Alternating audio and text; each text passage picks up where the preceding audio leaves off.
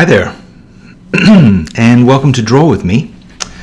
I am Danny Gregory, your host, I guess, for this weekly, and so far it has been pretty much weekly for the last few months at least, so weekly get-together on Thursdays at noon Eastern Standard Time. Here in New York City, it is noon. And for those of you who've never been part of Draw With Me before, let me give you a brief rundown on what the whole idea of it is.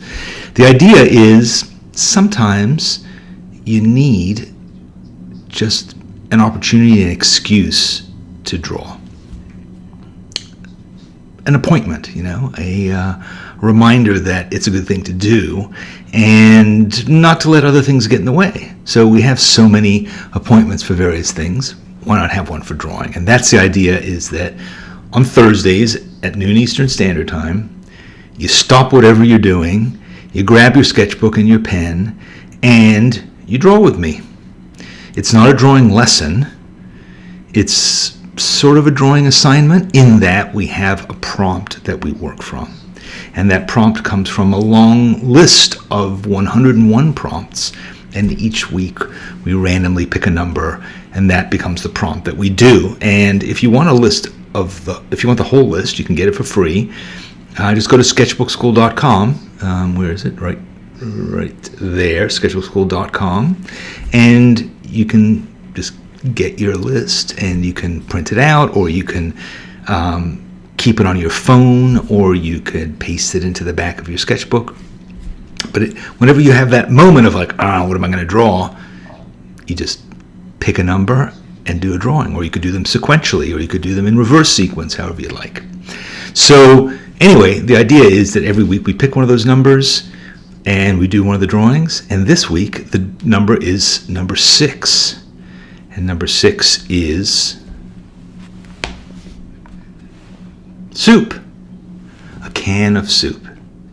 So hopefully you have a can of soup. If you don't have a can of soup, maybe you have a can of beans. Maybe you have a can of whoop-ass. I don't know, maybe you have some other kind of can. A can-do attitude is required as well.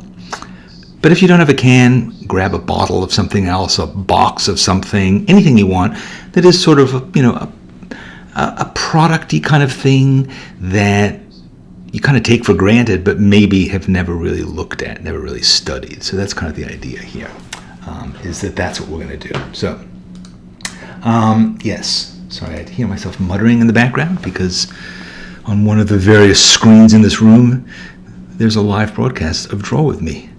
Who'd have thunk it? So anyway, Campbell's condensed tomato soup. Now, when I when I put out the poster of what we would be doing this week, I talked about Andy Warhol, and I said, draw a Warhol with me. And to the extent that I think Campbell's tomato soup will always be associated with Warhol and vice versa, we will, once we've drawn this can, have made a tribute to one of the great artists of the last century, and a guy who I think continues to have an enormous influence on what we do now. So, I think that it's good to stop and just think about him. I think I think he's an amazing artist, and I think he's also a kind of artist who we have a lot of shorthands for, and we think we know about him, but it's interesting to find out more about him. I don't know an enormous amount. I've been to a few retrospectives of his work, and I've read a couple books about him, but it was a really interesting character, interesting enigmatic fellow. So, all right, so let me just see. It seems like some of you are here. Eliza. That's very funny. Good. So it seems like a lot of you are here. Robin from the North Georgia mountains is here. And Jesus from Guadalajara. Excellent. And one J. Diamond from foggy Santa Rosa, California. Fantastic. I'm supposed to be going to California on Tuesday for a week's vacation, the first kind of planned vacation my wife and I have had in ages. We hope it happens. We're supposed to be going to a tennis tournament, of all things, there. And there's some fear that, I don't know, that maybe it won't happen because of the current situation, as we're calling it. Yet again, another current situation. Seems to be living in a time of current situations. The current situation now, of course, is this coronavirus that is plaguing some people. But let's not talk about that right now. All right, let's just draw and relax and feel comforted by Campbell's condensed tomato soup. 6 tomatoes in every can. So here's the idea. Put down your can and decide, do you want to, let me just show you this. So this is Warhol's painting. It's quite large, as I remember. Most of these are quite large. But it also, it's an interesting thing to look at because it has that feeling of commercial art, like a lot of what he does has. It is it looks kind of like a screen print. I think it's actually not, though. It's actually a painting. But look at the top of the can. It has that kind of Liechtenstein cartoony quality to it. So I think before we start, maybe you want to think about how are you going to approach your can? Are you going to try and draw it realistically? Are you going to draw just the label, maybe? Are you going to try and maybe draw something that looks like a Warhol? It's kind of interesting to sort of decide. Are you maybe this has nothing to do with Warhol at all. It's up to you. But I see, as Janice points out, and as the makers of Campbell's soup have pointed out also, it goes great with grilled cheese. So let's get to it, shall we? Let's start deciding. I'm not sure what I'm going to do yet. I want to kind of think about it for a second and see, how do I feel about this can? Get out of my face, camera. All right. I think the things to think about when you're doing something like this is typography, and negative space is a big thing, of course. There's a lot of negative space in this. You could also do something that is more of a study of various parts of it if you wanted to. The thing that first intrigues me is just this shape inside of the sea of Campbell's soup. Sea of Campbell's. Sea of Campbell's.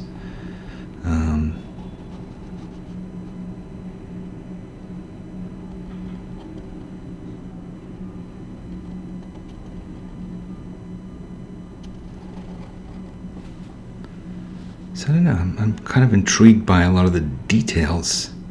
You see, I already screwed this up. Why? Because this should connect to that.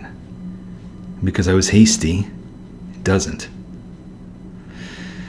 These are the things you learn as you're going down the road.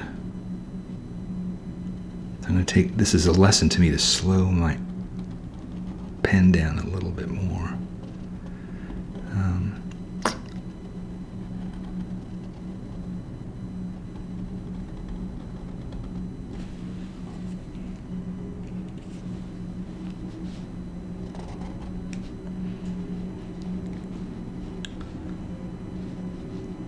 It's interesting because, like so many things that one draws, as you get closer to them, as you look at their details, the actual meaning of the overall thing goes away, and it becomes much more about just capturing the particular part that you're looking at, and learning something about it. And that's sort of what interests me. I mean, we did a drawing of a can in a previous draw with me. I think it was a can of baked beans. You might remember that. I drew it on the iPad back at a time when that was my main tool. These days, I'm focusing more on my fountain pen. My whole collection, actually. Fountain pens, fountain pens, fountain pens, and many others. They're sitting, waiting eagerly to join the fray. So yeah.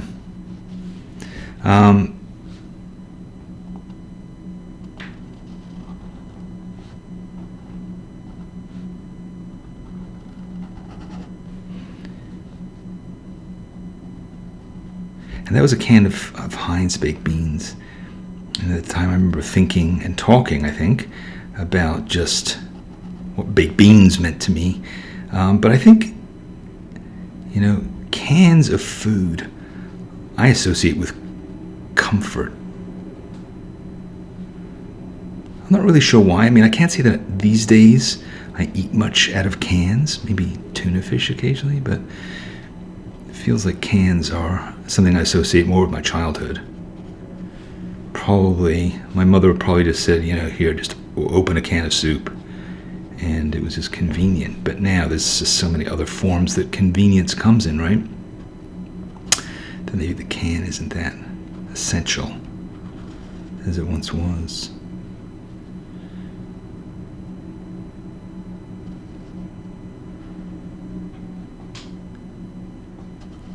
When I bought this can of soup, there were a lot of other cans of soup. It's certainly not going away, but I also had no idea what it was going to cost to buy a can of Campbell's tomato soup. For some reason, I had the feeling that it might be really kind of surprisingly inexpensive, considering that it's basically a meal. And in fact, it was, I think it was $1.99.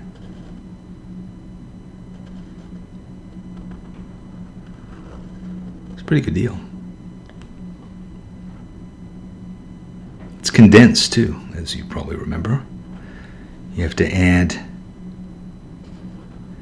water or milk.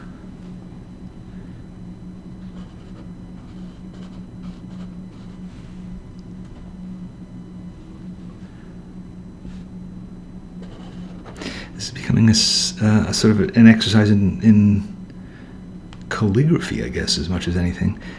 That's the thing about letter forms. They are a lot of fun to draw, and they make you slow down and really try to pay attention, so that you're not just making stuff up as you go.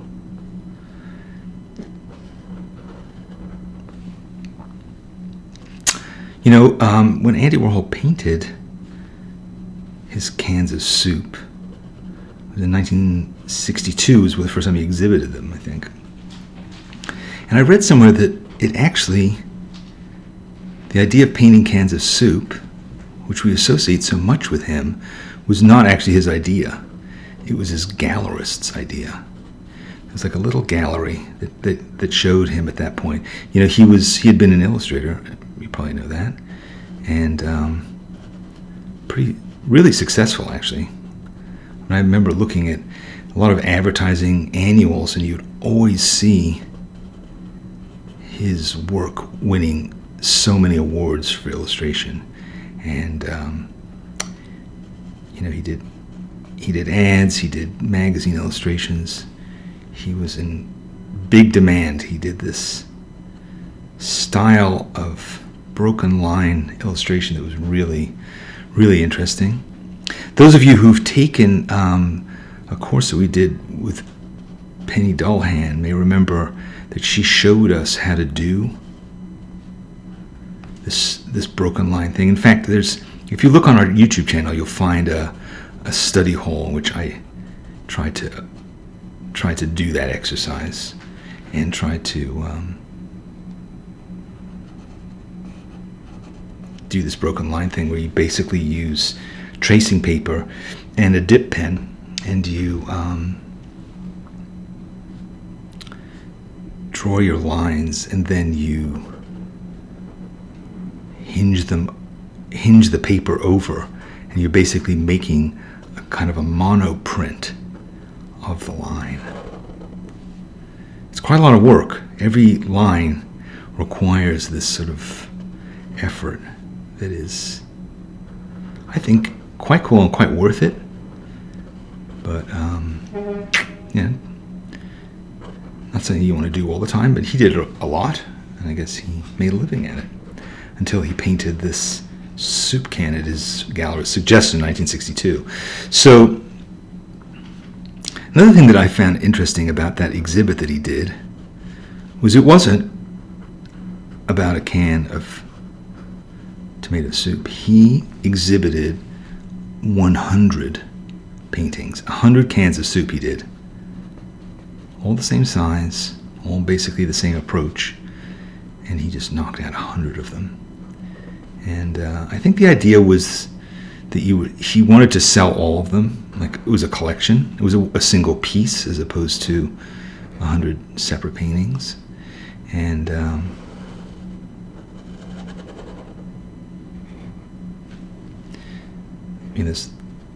I've seen that whole set together. It's pretty cool.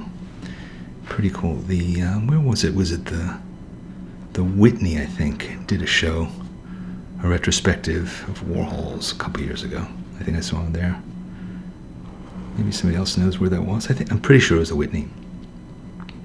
Anyway, I think they went for $1,500 each. But also, you could buy a signed can of soup as well. That was the other thing. He sold for $6.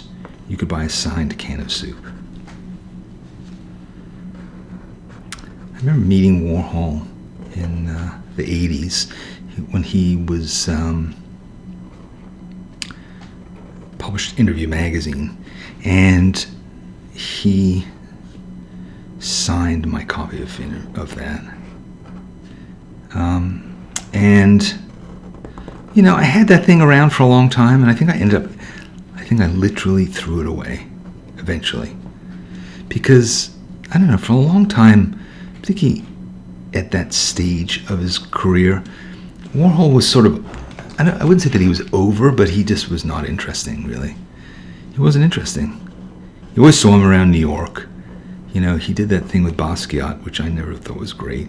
But, and he'd become the sort of society painter, really, at that point. He was doing a lot of these screen-printed things from photographs. It just didn't seem that interesting. I think the recognition of his importance has increased a lot since he died. And also, as he's become like more and more relevant, more and more obvious that he kind of predicted the nature of media in our time. He sort of understood celebrity culture, and this sort of, I'm not even sure if he actually said it, the whole sort of one day everybody would be famous for 15 minutes thing. But yeah, that was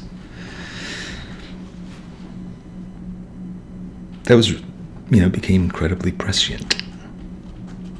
So, does that mean that he was a great artist? You can decide that.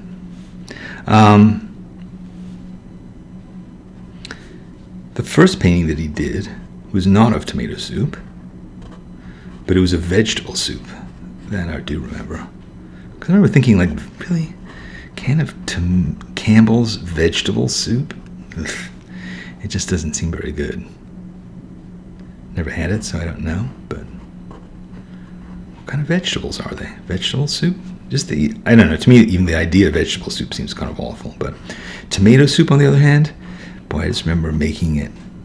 I remember my mother making it. It's definitely something you could drink out of a cup.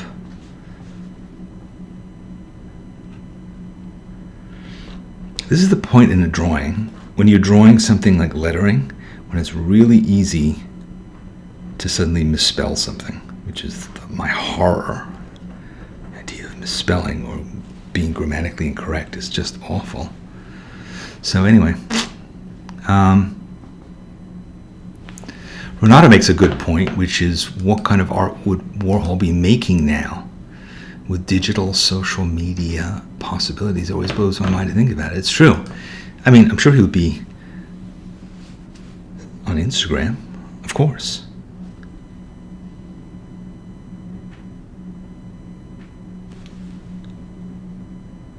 You know, I'm looking at this. There's this sort of seal that sits right here. Maybe I'll work on that. My first temptation was to just say, I'm going to ignore it. But no, let me stop and try and look at it.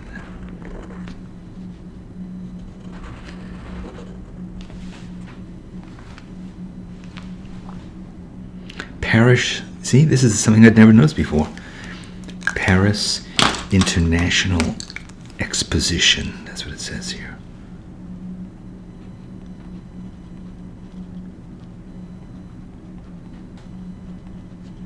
Can you imagine what that international exposition was like? That they were handing out, medals, gold medals, or maybe it's a bronze medal. I like to think it was a gold medal for condensed soups. Exciting times. What year was it? 1900. 1900. The Gilded Age.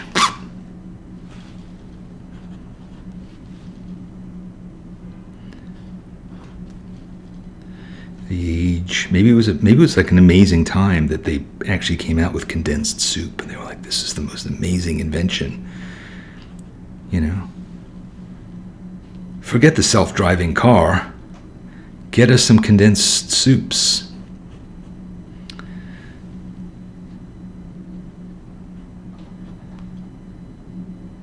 And you know what? I don't think that whatever technological breakthroughs we're going to achieve in our time are going to be around in 120 years the way this soup was. Might even be longer than that. Who knows? So who am I to scoff at the wise judgment of the International Exposition judges in Paris?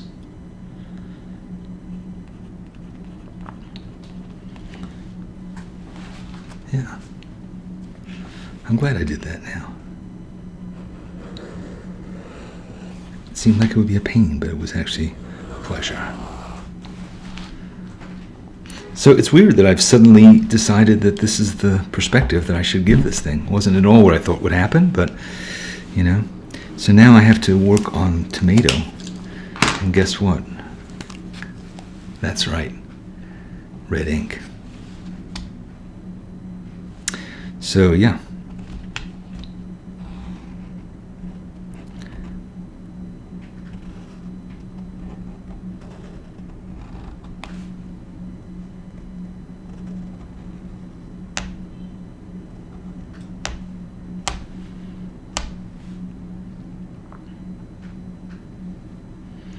I think another thing I like about Warhol, honestly, and this wasn't true of everything he did, but it was the mundane aspects of what he did. I mean, the fact that he did all those things about bottles of Coca-Cola, or that Marilyn Monroe. I mean, I think on one level, of course, he was saying Marilyn Monroe and celebrities are incredibly important to our culture, and I understand that. But I think he also really liked Marilyn Monroe. I mean, he liked her movies, and so he decided that that's what he would make art about. I mean, think about that. That it may be hard to understand now, but because now we take that kind of thing for granted. But the idea that you would just do a bunch of paintings of this pop movie star, I mean, I think it was pretty horrifying to people. It didn't seem noble. It didn't seem at all like what fine art was meant to be. I don't know.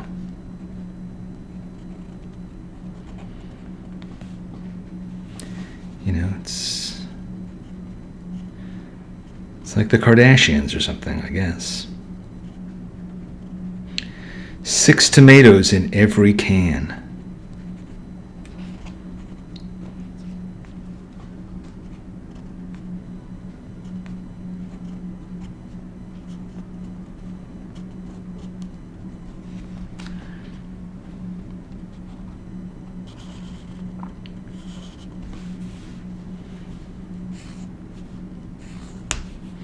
Yeah, but that's...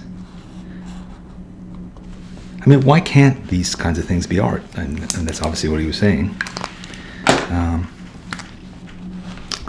So, yeah, fountain pen. I have to say, I'm just really crazy about fountain pens right now. I've been writing, everything that I'm writing these days, I'm writing longhand in my fountain pen first.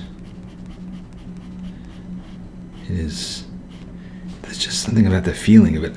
I don't know, maybe it's because I just feel like I'm on the computer all the time, that when I am going to draw or write something, I want to have this feeling that I get from my fountain pen. I don't know.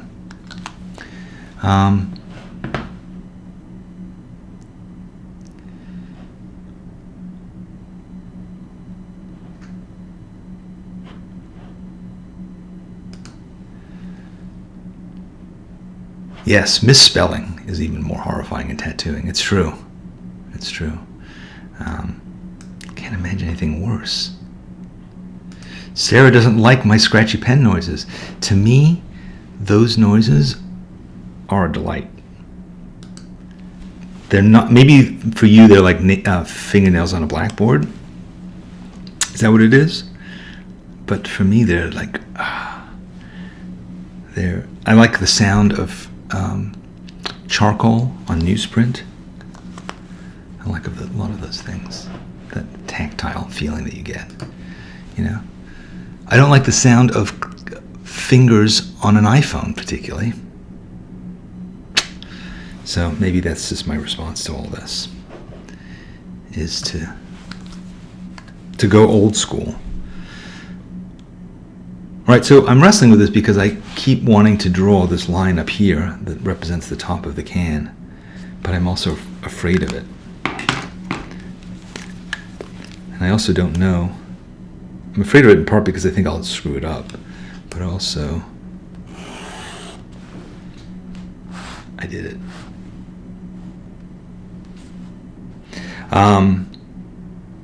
But also I wonder if I actually did the angles of these things right. I didn't really have any intention when I started doing this as to what the whole thing would be like. So that's part of what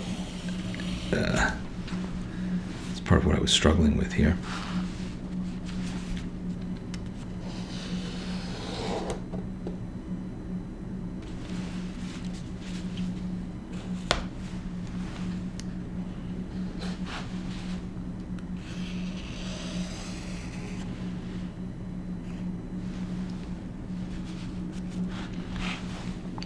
Another thing that's also sort of interesting about drawing a can of soup is it's probably not an important drawing to you.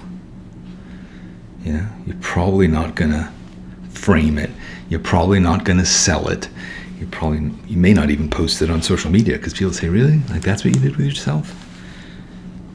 It's not particularly important or cool, and that might be actually a good thing. All right, so now I'm going to do something that I'm almost certain I'm going to live to regret, which is I'm going to take this red and I'm going to make some kind of texture in here. And the reason I want to do that is because I really like this red, and I really like kind of this sort of cross-hatching thing, but I'm not sure if I'll get bored with it, and I'm not sure if I'll start to really think it looks awful pretty soon. But, you know, as I said, this is not a drawing that matters in as much as any drawing matters. I mean, it's the process that matters, right? Process of making something, like making some soup. Tomorrow you may not remember that you made or ate that soup. Certainly in a week you won't. And why can't that be the same with this drawing? Why can't you just do this drawing, and then by next week, when we meet again, you will say, what did we even do last week? I can't even remember it. Which would be fine, because, you know, a lot of times drawings can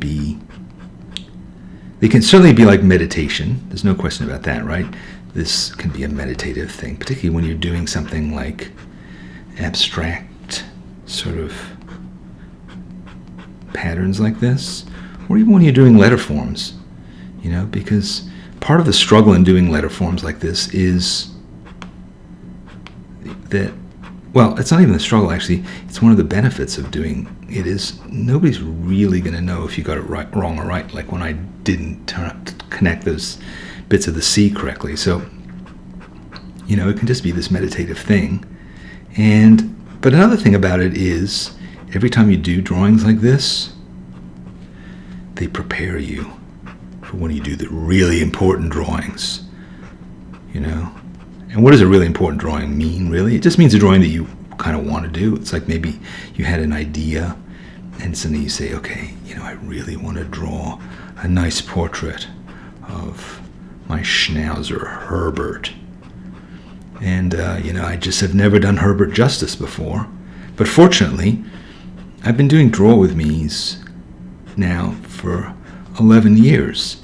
And as a result, my line quality is extraordinary, and my ability to render things like cans of soup, tubes of toothpaste, pockets full of change, drawings of long dead people who mean nothing to me.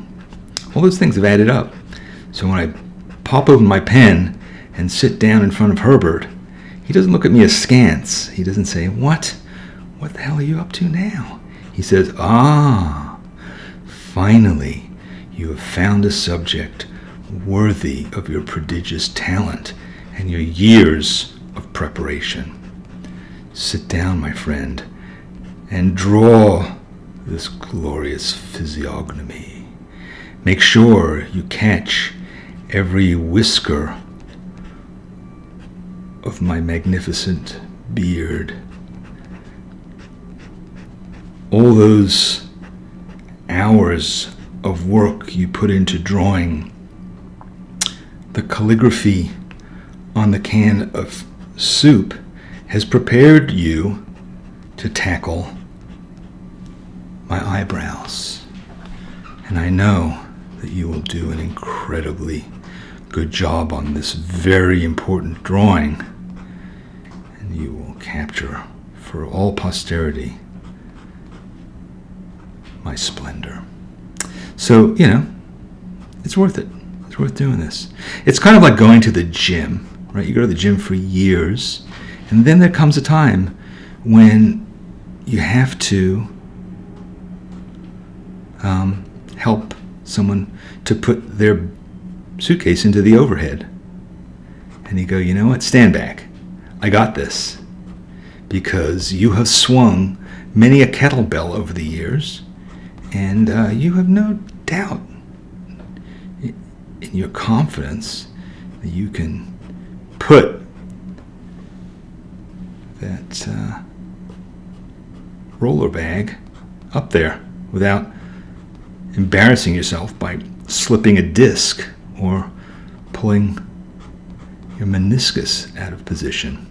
So it was worth it. It was worth getting up year after year so you could reach this moment. It was worth all those classes you took, all those hundreds of dollars you paid those trainers, because suddenly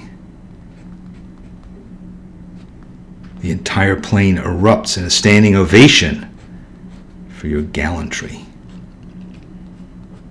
helping a fellow passenger to preserve their possessions. 6 flight attendants would have had to manage this bag if you hadn't been there.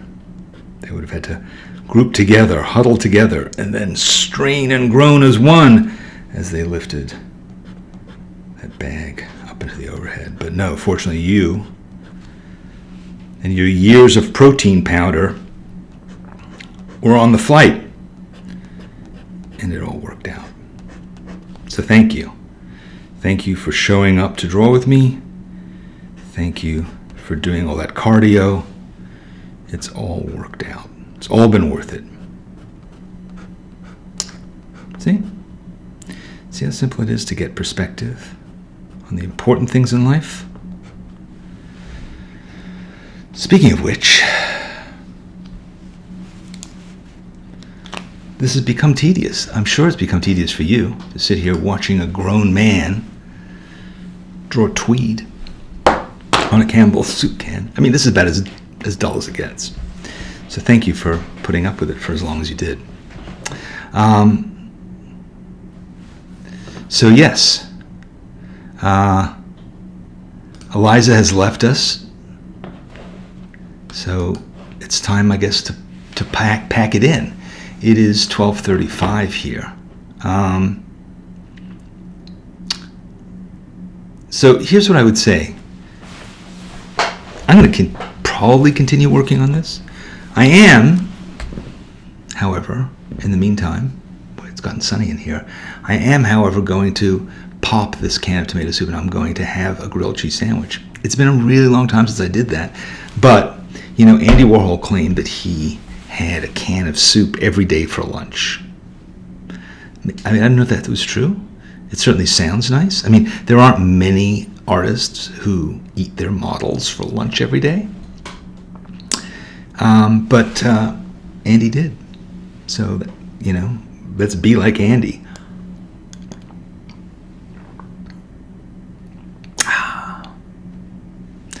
Hydrogenated oxygen, the best. Thanks for drawing with me. If you want to know more about fountain pens and how to draw with them, you can join me and Kosha in our fountain pen workshop. I mentioned that to you last time. It's going to be our live workshop. I was writing about it this morning. I was writing about these workshops, and I was writing about it in light of the coronavirus, right? Here it is, the serendipitous convergence of global events to enormous things happening on top of each other.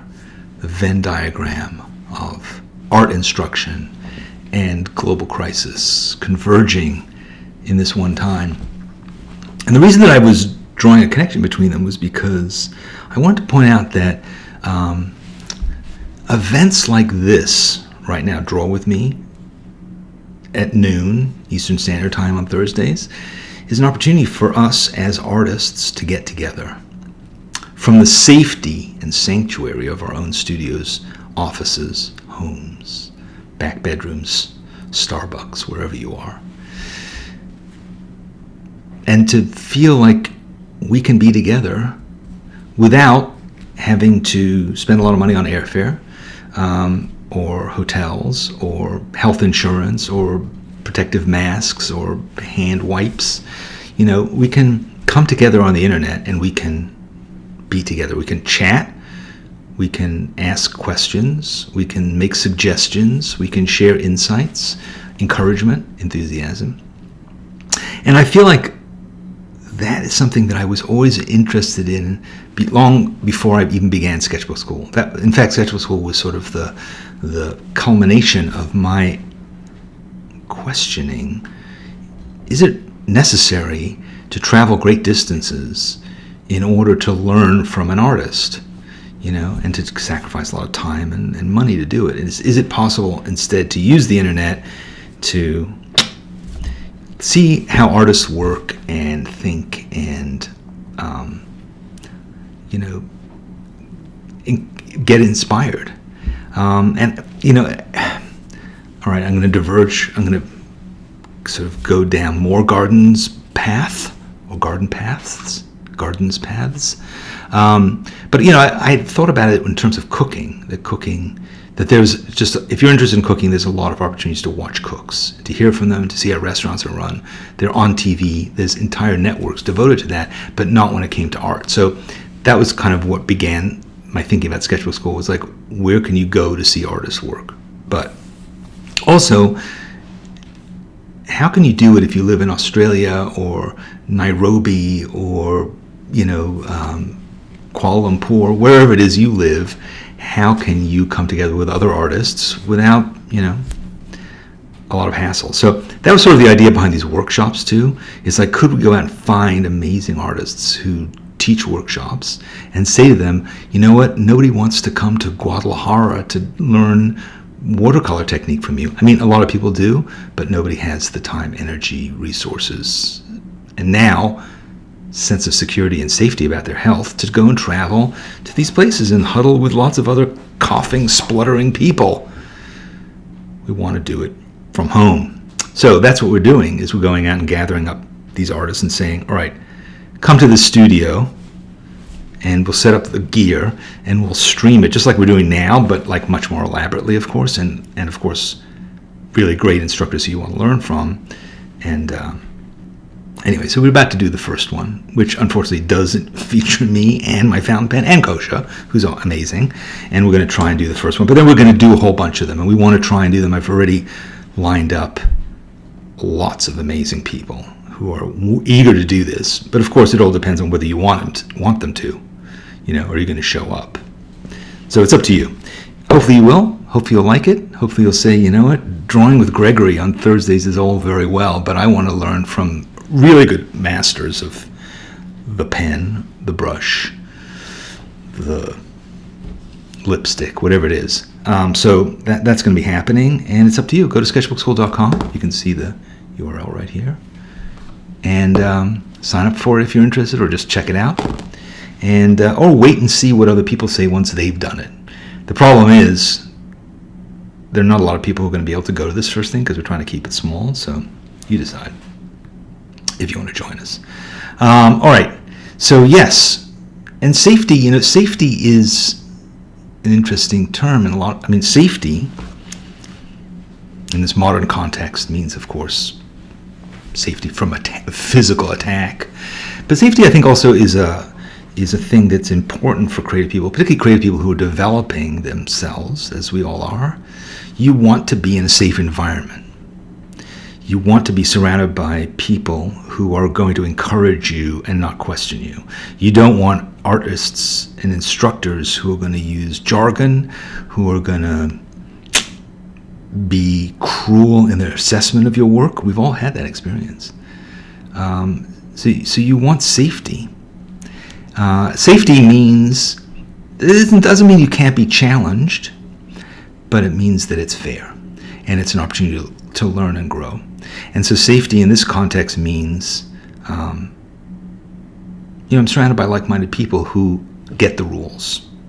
This is not the wild. I'm always surprised, even on YouTube, when people come and make like really lousy comments about stuff that we're doing for free. Hey, here I am, draw with me, join me.